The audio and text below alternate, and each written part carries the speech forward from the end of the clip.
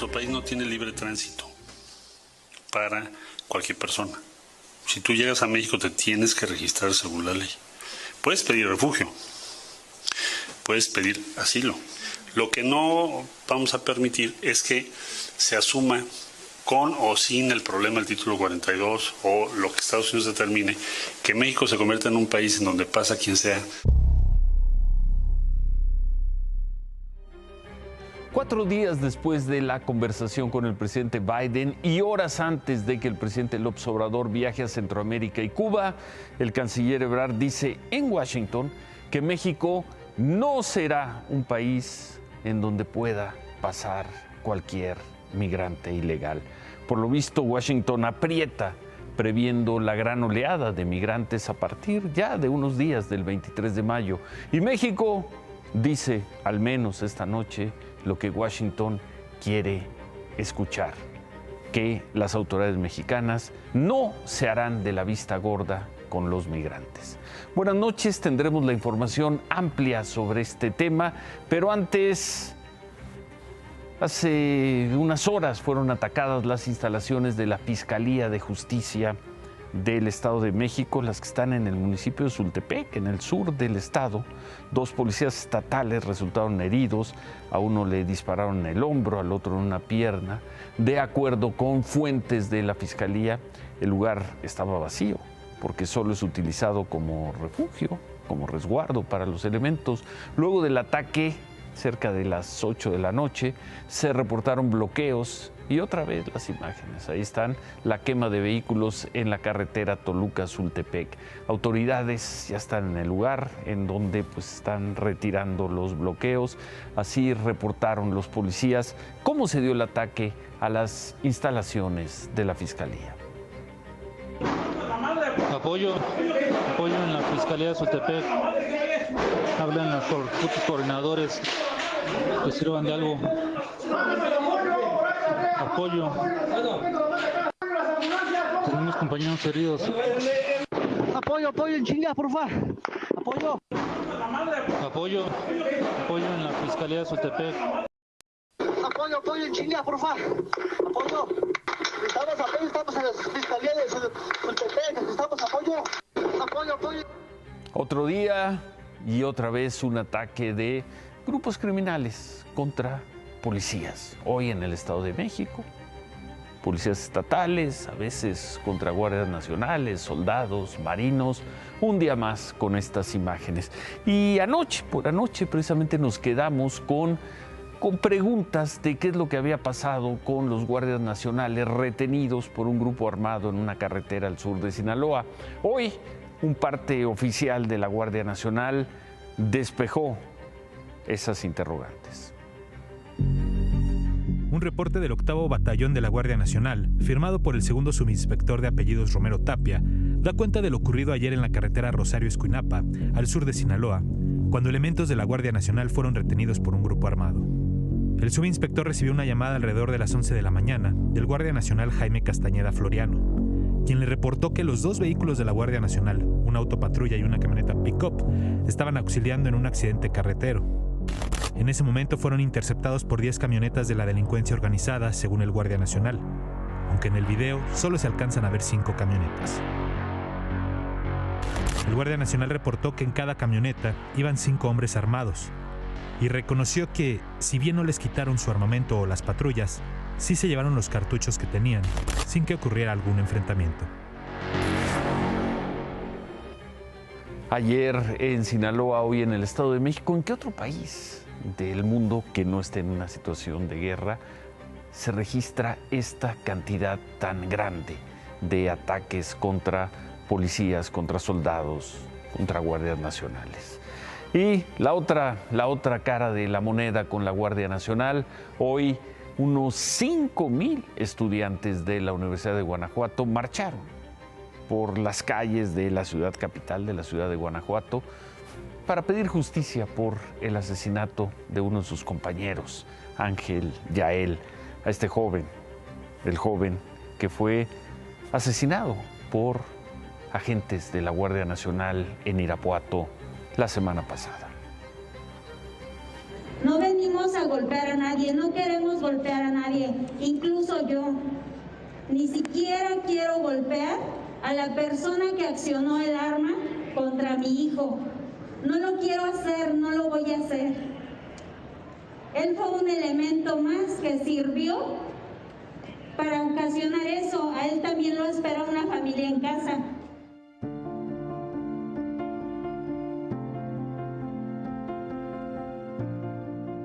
La mujer que habla sin una gota de odio en la voz recién ha llegado a la escalinata de la Universidad de Guanajuato luego de asistir a pocos kilómetros de aquí en Irapuato a la tercera misa del novenario dedicado al descanso del alma de Ángel, su único hijo varón, asesinado el miércoles afuera de su escuela por un guardia nacional.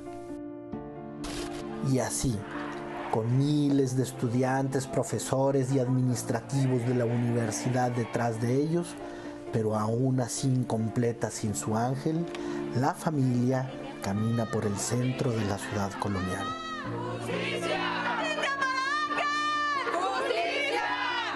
Imposible evadir la historia, inútil ir contra la lógica. Y la historia continúa. En las siguientes horas se conocerá si la Fiscalía General de la República se inconformará por la liberación del marino inicialmente presentado como responsable del ataque y si quien ha sido presentado continuará recluido en el penal de Puentecillas. Falta saber cómo volverá Alejandra, la estudiante herida en el mismo momento en que Ángel murió. ¿Cómo sigue su compañera lesionada, sabe? Hasta ahorita ya está estable. Ya ahorita estamos como hablando por ella por WhatsApp. Ya está estable. ¿Sigue hospitalizada? Sí, creo que sí. ¿En dónde está hospitalizada? Eso sí, no sabría muy bien decir la información. ¿En dónde fue herida? En el hombro. ¿En el hombro? Sí, fue en el hombro. Ahorita creo que fue al hospital de León o de México. No sabemos muy bien todavía porque le van a reconstruir el hombro porque creo que le atravesó la bala. ¿El derecho? Ajá, el derecho. Falta saber qué cambiará en el Copal, un pueblo de estudiantes en Irapuato tomado como botín por los huachicoleros de la zona y en cuyo casco de hacienda la Universidad de Guanajuato tiene el plantel de agronomía en que estudiaba Ángel. Y con la Guardia Nacional, porque ya en el sitio queda claro que los marinos abrieron fuego en una zona urbana poblada con tránsito de personas, incluidos los alumnos de una secundaria aledaña que, al salir de su escuela el miércoles, se debieron enterar de que en su calle matan estudiantes. ¡Murió! ¡La guardia lo mató! ¡Ángel no murió! ¡La guardia lo mató! Justicia para Ángel.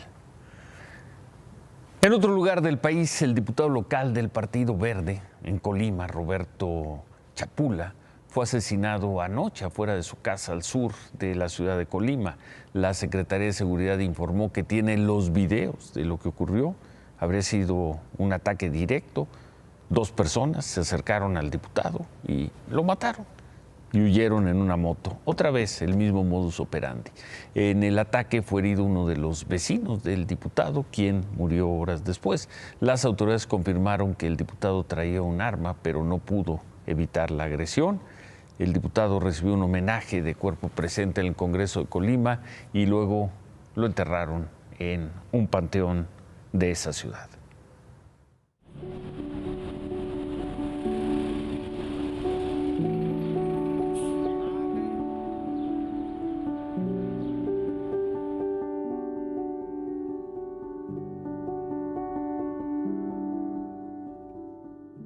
No hay nada que repare la vida de nuestros familiares. Con nada voy a reparar la vida de mi hijo. Pero hoy en día queremos dejar huella y que esto no vuelva a pasar.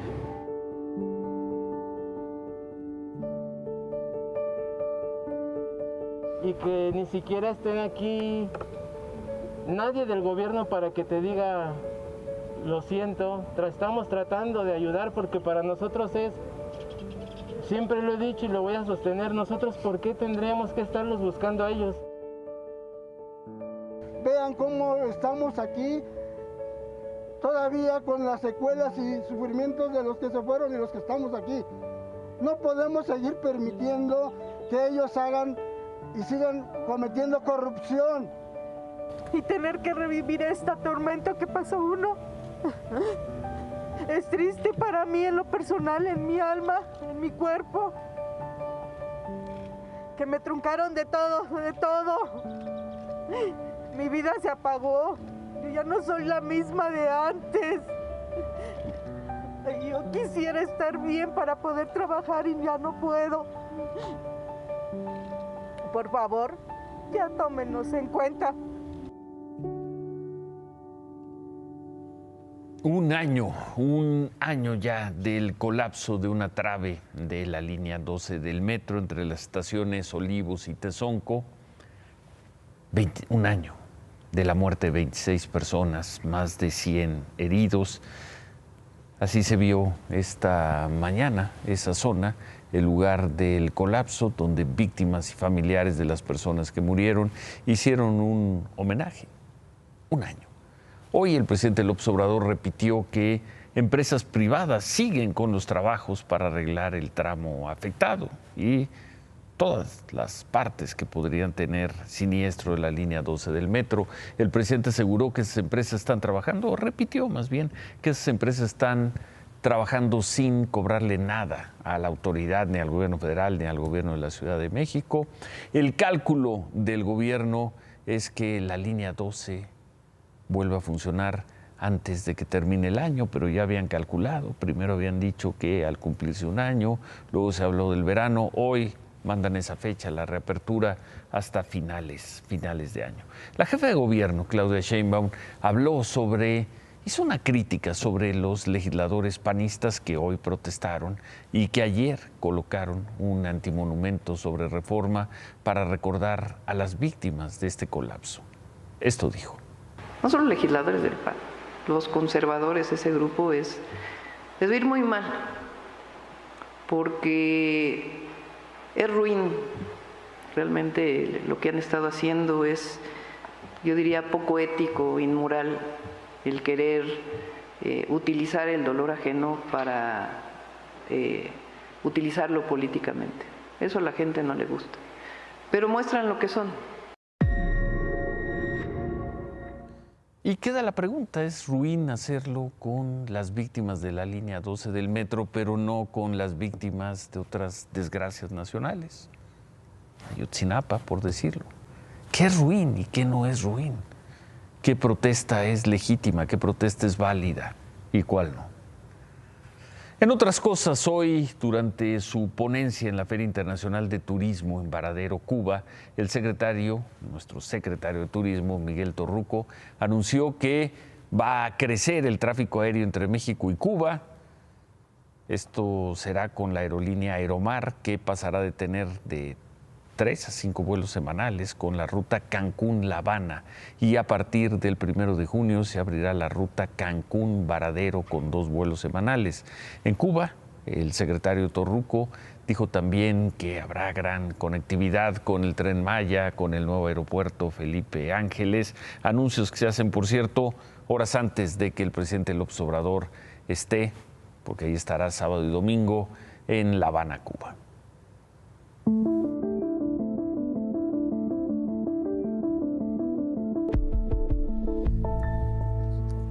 Ya que hablamos de vuelos, el gobierno federal publicó un decreto que va a reducir de 61 a 50 las operaciones por hora, las operaciones en el Aeropuerto Internacional de la Ciudad de México. ¿Qué significa? Que más temprano que tarde esas operaciones, esos vuelos, tendrán que trasladarse fundamentalmente al nuevo aeropuerto de Santa Lucía. Dice el gobierno que ya negocia con las empresas aéreas para ello. No hubo una gran demanda de servicios, ni de vuelos, ni de pasajeros con el arranque del aeropuerto Felipe Ángeles, pero ahora con la reducción de vuelos en el aeropuerto Benito Juárez, es probable que tenga más vida el recién inaugurado aeropuerto.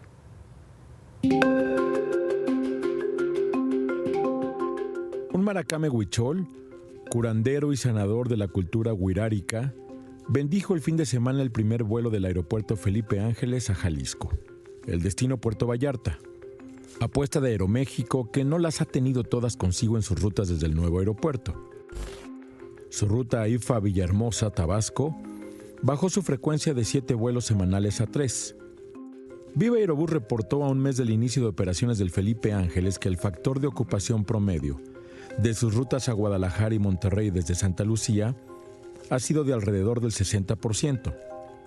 ¿Cómo se explican estos dos casos? Falta de pasajeros.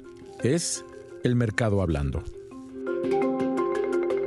Pero si las líneas aéreas no van al Felipe Ángeles por un tema de negocio, próximamente lo harán por un tema legal.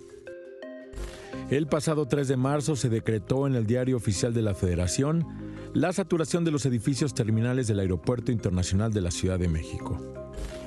2 meses después, la pinza se cierra y el gobierno anuncia que a través de otro decreto de próxima publicación se limitarán las operaciones aéreas en el Benito Juárez, es decir, el número de despegues y aterrizajes por hora. De 61 operaciones por hora bajará a 49 o 50. La meta es reducir entre 20 y 25% la carga del aeropuerto capitalino. ¿A dónde irán esas operaciones? ¿A dónde van a volar esos aviones? Al aeropuerto de Toluca, al de Puebla, pero principalmente al nuevo Felipe Ángeles. ¿Ese 20-25% van a ser esencialmente vuelos de carga y charters? No, esencialmente pasajeros. Sí, porque carga y charters no son tantos numéricamente. ¿Cuándo entra en vigor esto? Pues ya en estos días, ya ahorita estamos teniendo reuniones con la industria, con las líneas aéreas, estamos pasando ahora sí que con todos, para ya implementarlo de inmediato. Ya tenemos un plan que se está forjando, yo creo que espero que esta semana lo terminemos y ya se establecerá. Aeroméxico, Viva Aerobús y Volaris, los principales involucrados, estudian las rutas y frecuencias que mudarán atendiendo la correlación oferta-demanda, el sentido del negocio de la aviación. Pero no gozan de mucho tiempo para el análisis. Rogelio Jiménez Pons, subsecretario de Transporte, adelantó que los recortes tendrán que aplicarse en julio y octubre. Para entonces, el gobierno federal espera que los pasillos del Felipe Ángeles no se vean tan solitarios. Que se regrese a los tiempos, al día en el que el general tenía llena la casa. No hay una demanda, no la ha habido a 40 días de la inauguración, pero al parecer por la vía de un decreto para reducir las operaciones en el aeropuerto de la Ciudad de México, tendrá más vida el aeropuerto de Santa Lucía. Activistas de la organización Sélvame del Tren y algunos senadores, los senadores Emilio Álvarez y Casa, Alejandra del Carmen León e Indira Kempis, recorrieron el tramo 5 del Tren Maya, que es el que va de Cancún a Tulum y que está detenido por amparos promovidos por ambientalistas. De acuerdo con los senadores, la construcción del Tren Maya está provocando un daño irreversible a la selva. Mostraron estos videos. Le piden los senadores que se hagan estudios de impacto ambiental y que se dé un diálogo abierto con los ambientalistas que se oponen a esta obra. Hoy encontraron, entre las cosas que encontraron en esa zona, estuvo esto. Aquí está la cueva de Yoroganaga. Sí. Y aquí está deforestado, el tramo 5 Sur. Aquí venimos varios activistas y senadores. Ah, mira, aquí está una de las cuevas, mira, aquí está. Esto es lo que se está destruyendo.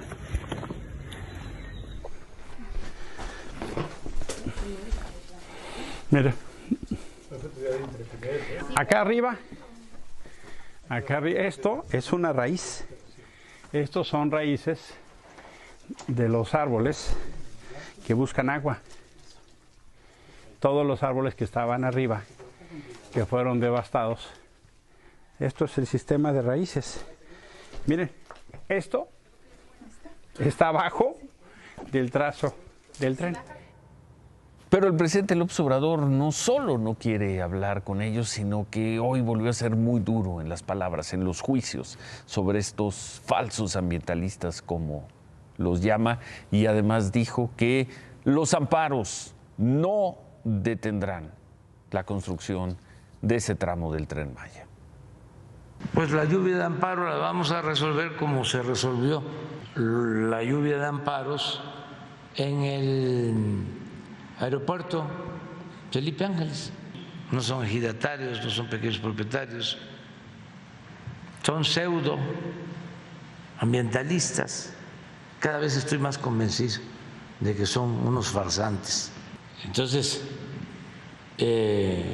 vamos a enfrentar pues a estos grupos de intereses creados, a sus voceros y achichincles, pero el tren va.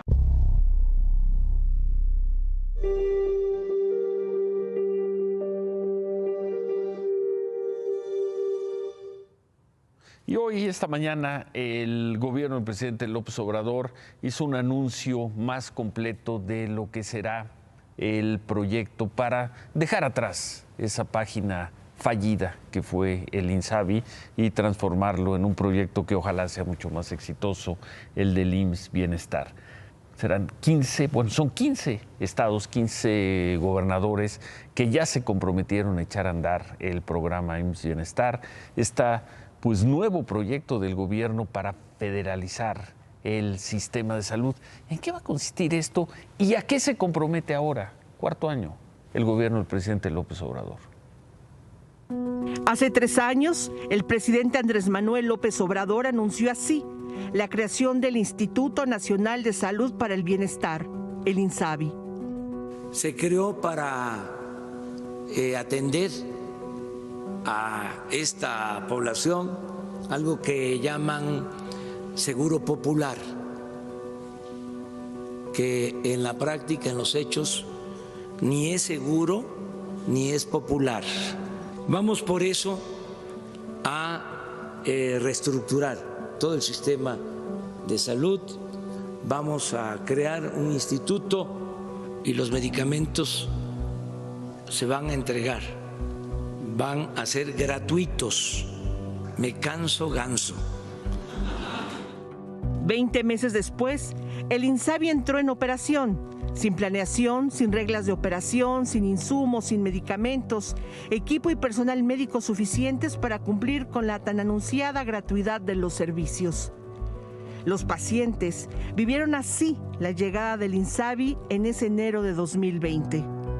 No hay seguro, el seguro popular lo eliminaron y tengo que pagar material de placas, tornillos. Me dijo el trabajador social que el seguro no cubre lo de su cirugía, que por eso nos han estado mandando a comprar el medicamento. Se llevan a su paciente, ¿no lo atendieron aquí en el hospital?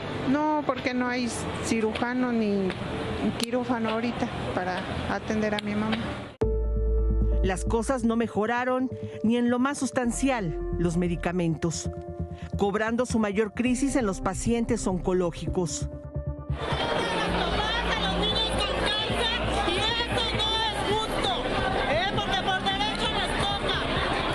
Es la segunda vez que vengo a cerrar el aeropuerto solamente por sus chingaderas. Esto es para Juan Ferrer, esto es para el doctor Alcocer. Yo no quiero escuchar de que faltan medicamentos y no quiero excusas de ningún tipo. Para entonces, la pandemia de COVID-19 dejó al descubierto la fragilidad del INSABI y su camino sin retorno al fracaso, porque ni la gratuidad de los servicios que se federalizaron bajo orden presidencial solucionaron la crisis de los servicios de salud abarrotados. No tuvo ni camilla, lo tenían ahí parado esperando como 6 horas hasta que se complicó, casi le da un paro cardíaco. Sí entendemos que es un hospital de beneficencia, pero pues tampoco es para que traten así a los pacientes. Tenemos 7 días ya aquí en el hospital. Él entró por una pancreatitis biliar, necesita una operación de vesícula, pero pues no hay quirófanos. Hoy, en Palacio Nacional, de ese INSABI ya no se habla. La apuesta ahora es por el IMSS Bienestar. Todos los que trabajamos en la pandemia teníamos como objetivo el levantar, consolidar el sistema de salud pública.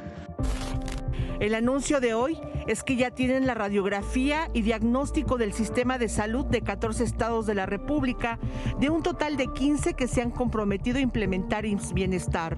Diagnóstico que incluye 347 hospitales en los que reconocen la falta de materiales, equipo, camas y medicamentos. Son 33.020 trabajadores de la salud que hacen falta entre médicas, médicos generales y también especialistas, enfermeras de todas las categorías de enfermería, desde las enfermeras especialistas hasta las auxiliares de enfermería, pero también todo el resto del personal que permite la operación de un hospital. 2 años después del INSABI, dicen empezar de cero, dicen tener los diagnósticos, dicen que esta vez no van a fallar.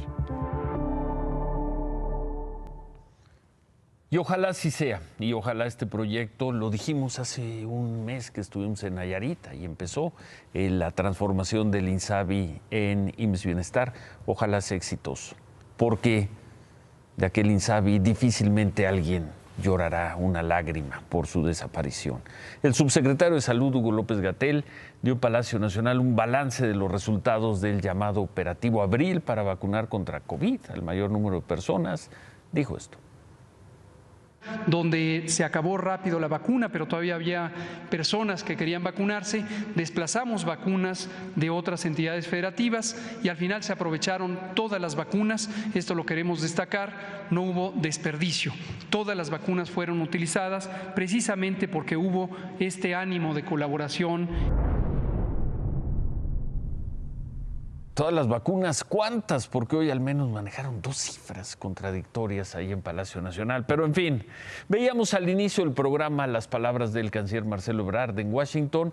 Temprano se reunió con el secretario de Seguridad de Estados Unidos, con Alejandro Mayorkas. El encuentro giró sobre temas migratorios, también hablaron de desarrollo económico, de creación de empleos en Centroamérica para atender las causas de la migración, pero no hubo un acuerdo concreto. El secretario Mayorkas insistió en que los países de la región deben cumplir sus compromisos en las fronteras para frenar el flujo migratorio.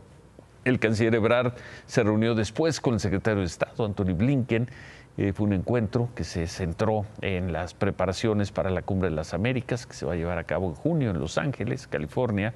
El secretario Blinken perfiló algunos temas para la cumbre, dijo que se va a hablar de democracia, de energías limpias, de tecnología. Por cierto, el canciller Ebrard dijo que sí pidieron que se incluyera a Cuba como invitado a la cumbre, que Estados Unidos no desechó la propuesta, pero que está consciente que la postura del gobierno de Joe Biden es que Cuba no esté ahí. Sobre migración, acordaron revisar propuestas de los 2 gobiernos lo más pronto posible. Y hablando de migrantes, vamos a ver estas imágenes, unos 150, vean qué imágenes,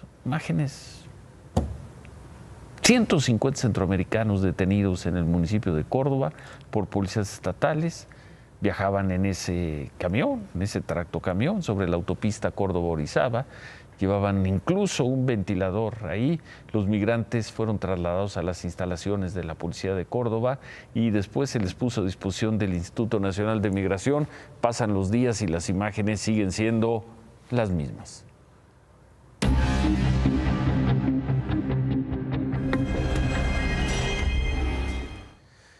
Y a pesar de la invasión rusa y de los ataques, esta tarde hubo protestas en Kiev, la capital de Ucrania. Refugiados y habitantes de Kiev le pidieron al gobierno ucranio y a la comunidad internacional ayuda para poder evacuar a más de 200 civiles que siguen atrincherados en una planta en Mariupol.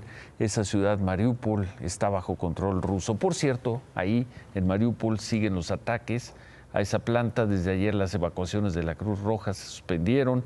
De acuerdo con autoridades locales, 2 personas murieron en las últimas horas por los bombardeos, mientras que el ejército ruso aseguró que atacó la planta porque entre las personas evacuadas había militares ucranios que se infiltraron para, según ellos, atacar a soldados rusos.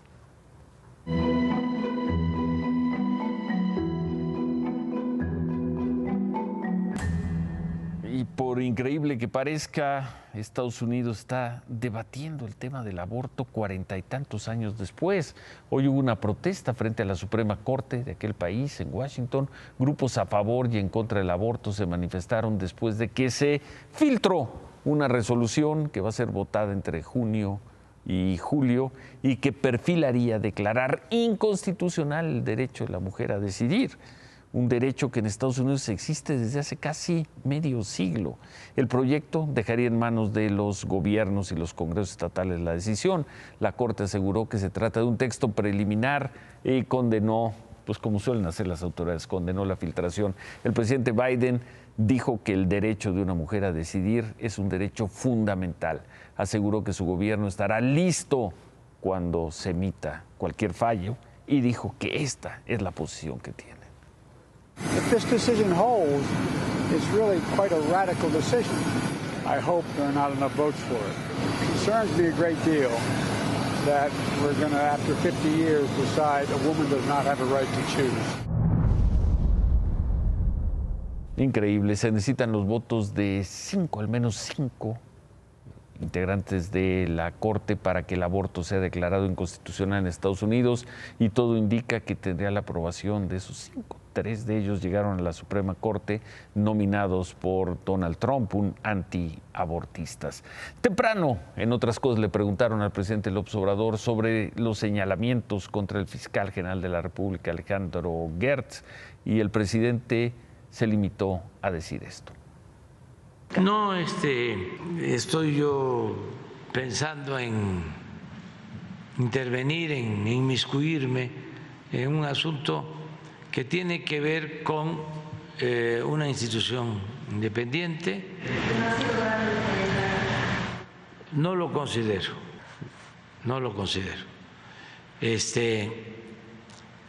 Y pues hay que ver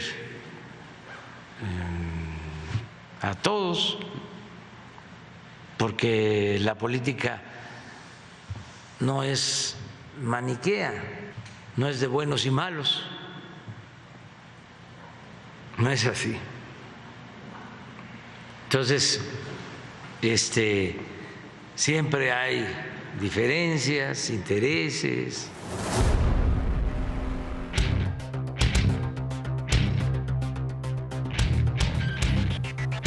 David, traes la nota de lo que van a anunciar al rato mañana. Mañana en algún momento. Buenas noches. No es, te voy a decir que sí no es un acuerdo de precios.